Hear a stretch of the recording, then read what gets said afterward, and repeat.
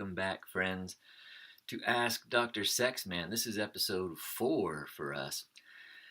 Great to have you with us. Recently, one of my friends said, "Hey, Dr. Sexman, here's a question that you should answer for all the people out there in YouTube land." And I said, "Oh, yeah, what's that?" She said, "The question is this: how far is too far to go in a physical relationship? Like, how far can me and, say, a boyfriend really go?" She was asking. So today, we get to that question. How far is too far? Now, that is a great question.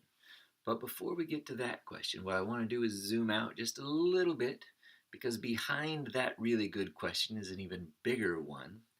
And the even bigger question is at the heart of the gospel itself. And that question is, am I loving my neighbor? Now, we've talked about this, right? That the very core of the message of Jesus Christ is love God with all your heart, soul, mind, and strength, and love your neighbor as yourself. And when it comes to our physical relationships with each other, the question of how far can we go really has to be answered with, am I loving my neighbor well? Loving your neighbor means this. You think of that person you're in a relationship with, and you think, what is the best thing? What can I do? What would be the best possible way for that person to get closer to who God created them to be, to fully flourish as a human, and to move toward the beautiful holiness of God? That's the best possible thing for them. And so that is the benchmark. That's how we know if we're really loving our neighbor well. Here's what I want to start with. I want to start with Ephesians chapter 5, verse 3. Right? In Ephesians 5, verse 3, Paul says that among God's people there shouldn't be even a hint of sexual immorality. He says because that's just it's just improper. It's not okay for God's people to be that way. So here's where we have to start with this.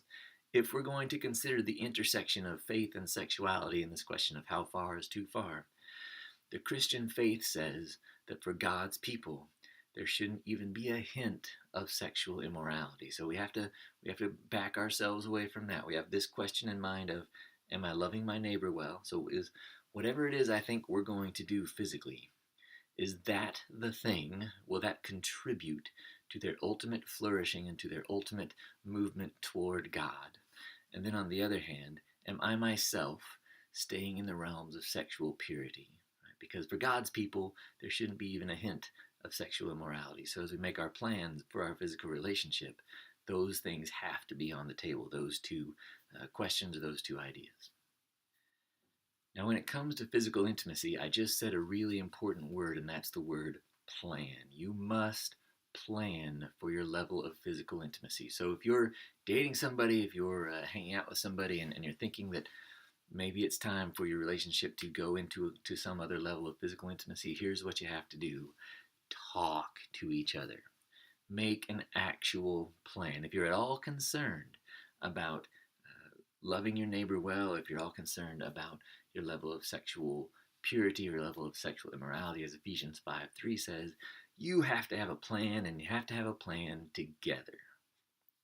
Now, a very wise person once said that you will not accomplish in the darkness what you have not practiced in the light. So in other words, the time for plan making is when you're sitting in your living room, all the lights are on, people are milling around behind you, and you're having a good conversation together. The time for plan making is not sitting in the darkness with no one around and trying to decide, I wonder how far we're going to go tonight.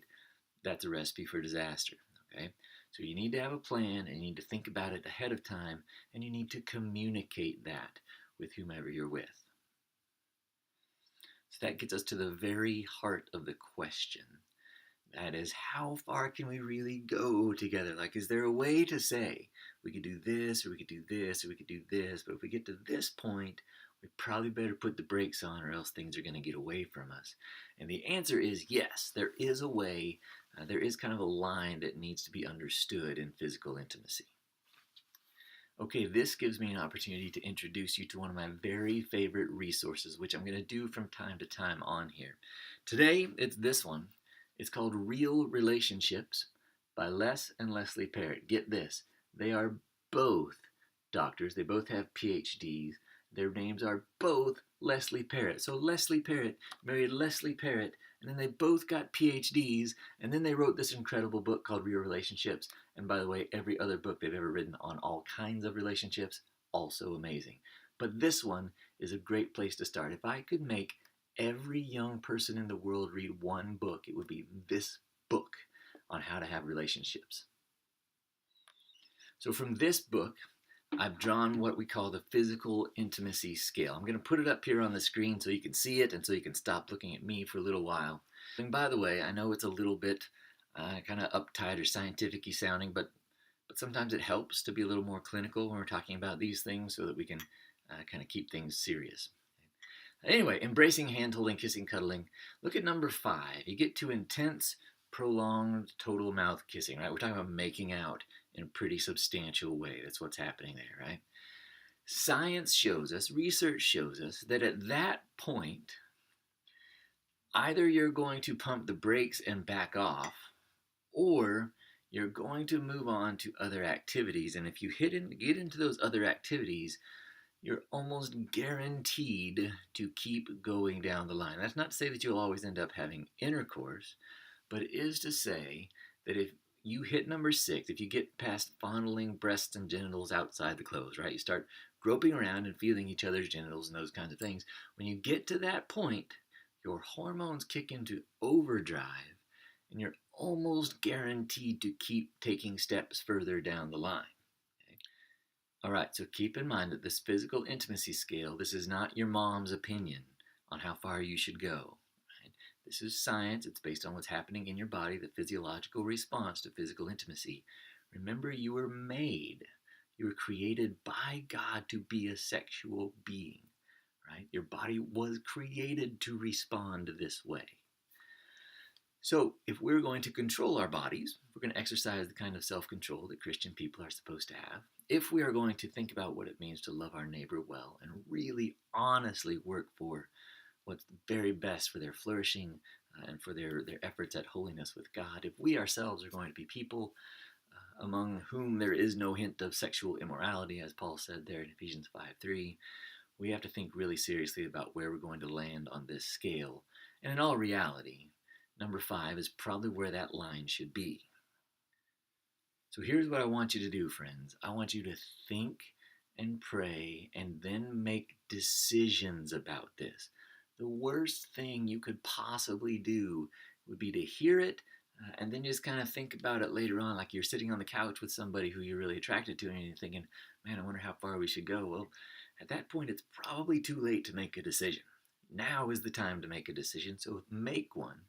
Pray for God to help you be strong in it, and then talk to the person you're in a relationship with and say, look, this is as far as I think it's okay for us to go.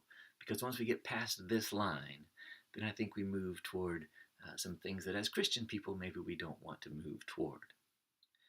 All right, we're almost done, but before we go, one more thing.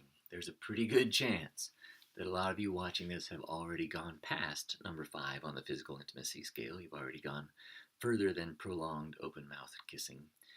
And if you're sitting there wondering, what do I do now? I'm going to tell you. You just start over. That's the beauty of being in a relationship with Jesus. You get to start over every moment of every day if you need to. So you start right now, right where you are. You make a decision that you believe will honor God, that you believe will honor the person you're in a relationship with. And you say, this is as far as I'm going to go. You have that conversation with somebody you're in a relationship with. If you are, if it's just for a future relationship, then you just bank it and wait to have that conversation when it's necessary. But you just start today and say, I'm going to make this decision starting right now to live my life in this way because I believe this is the way that I can best love my neighbor. This is the way that I can best move toward holiness with God myself and move away from sexual impurity as God's people. We just should not be a part of that. So you just start right now. That's all there is to it. Again, that's the absolute glory and beauty of Jesus is right now. Every moment is a brand new opportunity to start over. All right, friends, that's going to do it for us today. Thanks for joining us for episode 4 of Ask Dr. Sexman. Look for another episode coming up next week. In the meantime, send me a question. I would love to answer your questions here on the show. You can add one in the comments section here on YouTube, or you can hit me up on Twitter at Ask Dr. Sexman. Until then, remember this: you, my friend, are intentionally made. You are fiercely loved, and I am on your side.